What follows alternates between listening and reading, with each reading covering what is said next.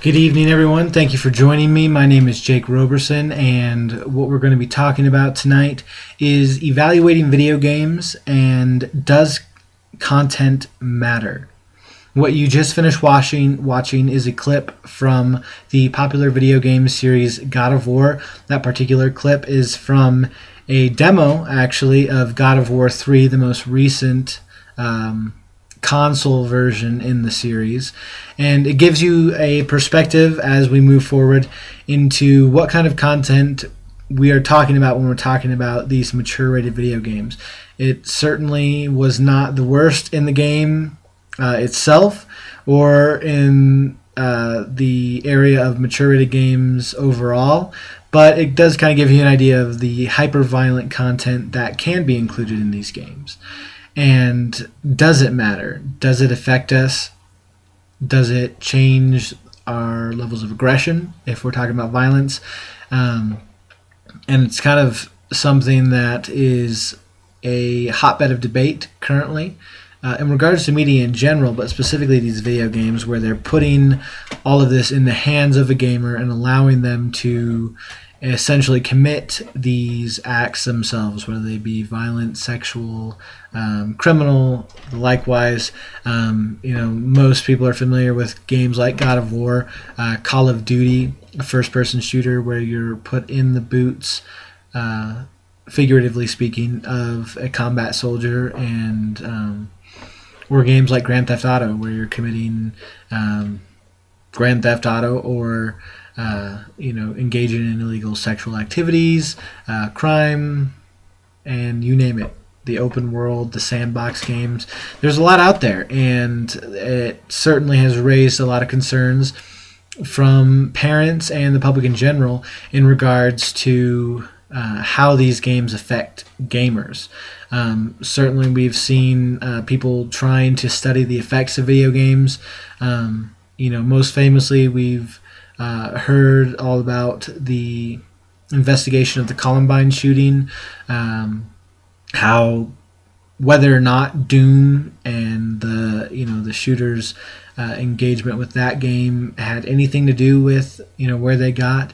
Kind of the general consensus with all the research is that video games certainly don't cause us to commit atrocities like that. However, there is research coming out that indicates that even if it doesn't cause us to commit acts of violence or commit criminal activity or commit to criminal activities, that sort of thing, it certainly can generate some changes in our aggression levels, our brain patterns, how we approach different situations, and so really, as we're looking at it, it is beginning to become clear that the content in video games does matter somehow, but we're still not exactly sure how.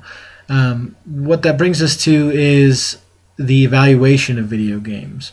Typically, when we think of that, we think of it from a critical standpoint. Does the game have good gameplay, a good narrative? Are the graphics, passable, serviceable, or fantastic? And popular game sites like IGN.com or 1UP.com do review video games in that way, looking at what type of content from a gameplay perspective is in the game. However, what we do not see, at least at the same level, are reviews of the type of moral content within video games, the violence, the sex, the language, that sort of thing. And websites like PluggedIn.com in specific do review these games for that type of content. However, they do not currently have access to these games in advance like sites like IGN or 1UP do. And so what we're looking at here is a proposal, just a brief overview of a proposal for how Plugged In can obtain advanced copies of these video games, what types of pushback they might get when they try to obtain these copies of video games, and the solution that I think can bring reap some positive benefits for both PluggedIn.com and the game publishers themselves, actually. when we look at the problem, again, Plugged In currently is not able to procure copies of these games in advance. And so what I'm proposing is that they contact the game publishers directly, and in order to request and obtain these games before they're released, so that they can have their reviews ready to go when the games are released, again, like IGN.com does. But what we're looking at with that type of proposal is the game publishers having to be okay with their games being reviewed for moral content issues that they likely don't care about. I mean, they're obviously publishing these games knowing in large part what kind of stuff is in them. And so to a certain extent, there's the idea of, why do I care whether these games are reviewed for content? I just care about the gameplay quality rather than the content. But as more and more research is being compiled, and we are starting to see how these video games can affect our brain activity, our levels of aggression, it is becoming a little bit more apparent that there may be a need either for further regulation of these video games, something a little bit more hefty than the Entertainment Service Board ESRB ratings that the video game industry kind of self-imposes, that really only give parents a brief perspective into the games. In fact, a study released in the American Medical Association Archives of Pediatrics and Adolescent Medicine in 2006, they published a study that the researchers found in over 75% of the mature-rated video games that they reviewed, there was content that was not included in the ESRB rating, which kind of indicates just how widespread the problem is in regards to oftentimes it's a crapshoot into just how much negative content is crammed into many of these games. And one thing with all types of media that we've seen to be beneficial is parents being able to be aware of and engage with their children in their media consumption, whether that be watching TV and movies, listening to music, or in this case playing video games.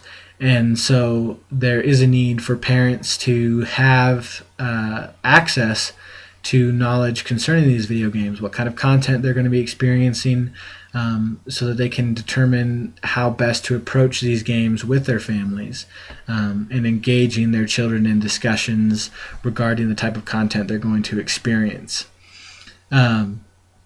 Which brings us to where that pushback comes in, again, with the game developers saying, why do I care? So we've seen a lot of pushback from the public calling for regulation of the video game industry because of the content within these games. Allowing Plugged In to obtain advanced copies of these games gives them the opportunity to generate some positive publicity and engender some goodwill, and just kind of show that they're listening, that they're hearing their consumers.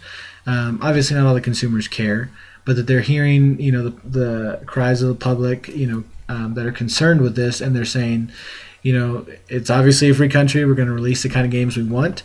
However, we are going to partner with Plugged In and allow them to take a look at these games before they're released, so that parents and families can have the opportunity to kind of screen and know what's going to be in these games before they allow their children to play them, and so that kids that are too young can avoid seeing the type of content that would negatively influence them, or that parents can be able to discuss with and engage in playing these games with their older kids, and to create that healthy dialogue with the parents. And then this would not only very likely help prevent further calls for action by the government against video game publishers, but it would also allow Plugged In to provide a better service for their readers, approximately 1 million readers at that website a month. Not all looking at the video games, but still it gives you an idea for how large their audience is. and it allows them to provide that better service for parents, so that parents are able to understand better and have more knowledge about the video games that their kids are getting into, and so that they're able to help them sort through the content that they're playing with. So what we can see here is that it really is a mutually beneficial idea, this idea of allowing Plugged In to have access to these games so that they can review them for the content within, because we see how it can benefit both the service that Plugged In provides, as well as generating much needed positive publicity for video game publishers that has kind of been lacking with all the negative content concerns that people are having with these more violent video games, these more graphic video games. And so we do see that content matters when it comes to video games.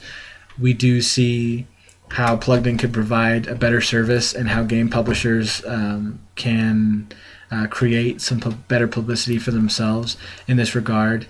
And so that is why I would like to propose, and am proposing, that Plugged In get in contact with these game publishers in order to obtain these advanced copies of video games, and so that we can really help parents and families across America engage with their children, with their families, with the media that they're consuming, so that they can make healthy, informed decisions, just like we want them to be able to with anything else, truth in advertising. And we will see, I believe, some positive benefits being reaped when parents are allowed and given the best opportunity that they can to engage with the media that their children are engaging with themselves. Thank you, and if you have any questions, comments, or feedback, I would appreciate to hear it. You can leave it in the comment section below, and I am looking forward to hearing what you have to say. Have a wonderful day.